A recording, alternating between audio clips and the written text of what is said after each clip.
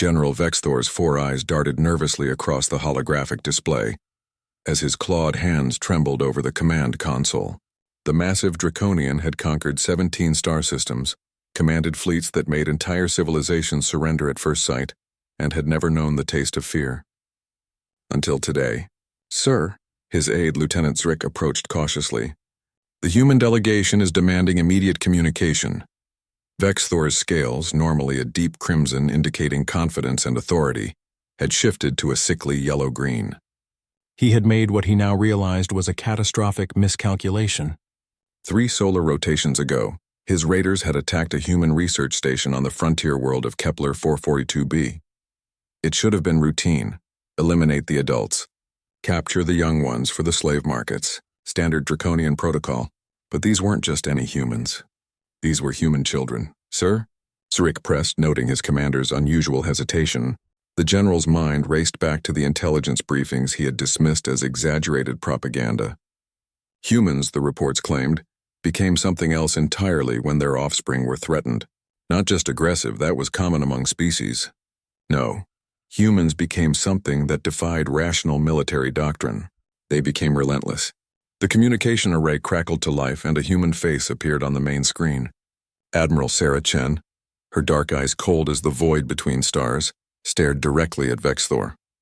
Behind her, the bridge of her flagship was a hive of activity, but her voice cut through the static with surgical precision.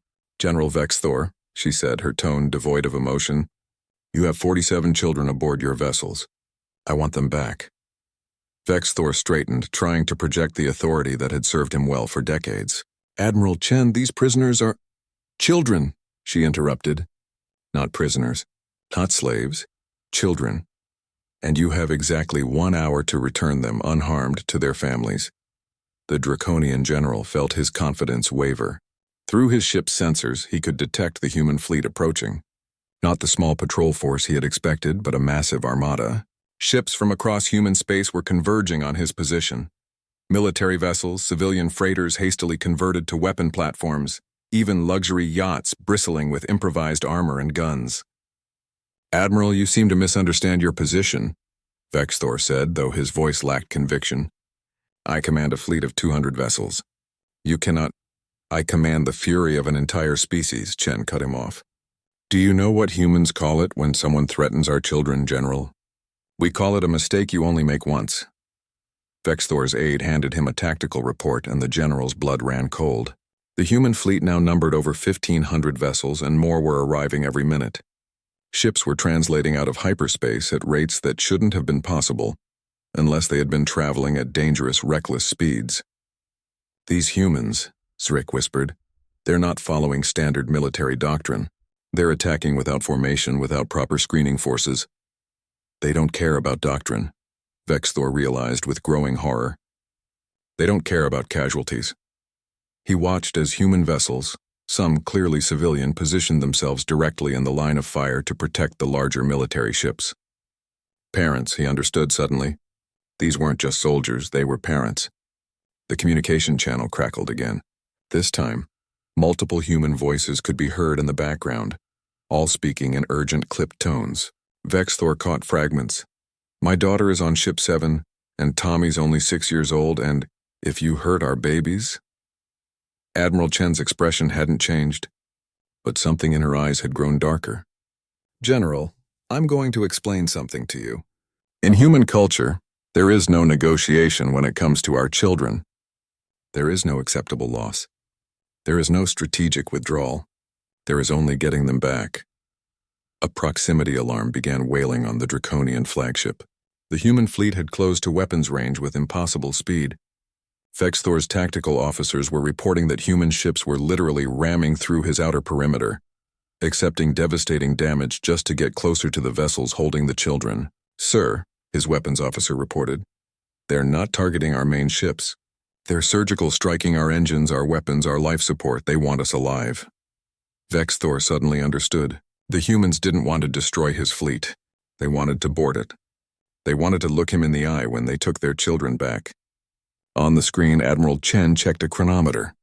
37 minutes, General. Through his ship's sensors, Vexthor could see human boarding pods launching from dozens of vessels. Not standard military insertions, but desperate, savage attacks. Parents who had traveled across the galaxy were now cutting through the hulls of his ships with mining lasers, plasma torches, anything that would get them to their children faster.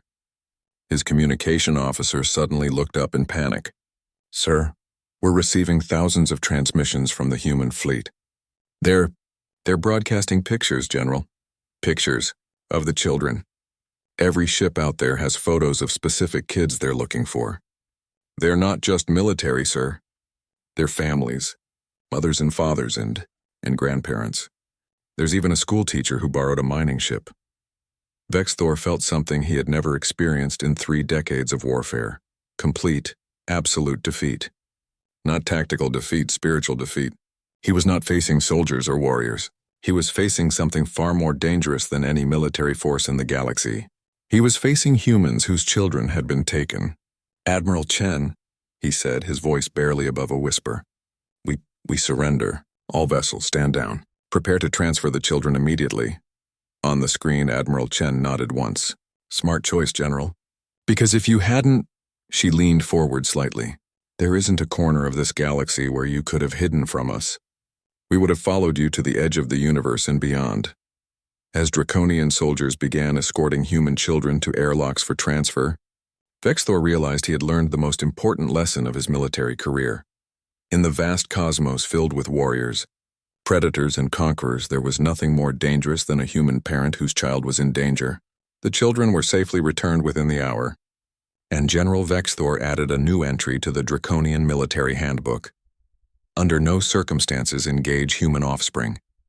The consequences are not survivable.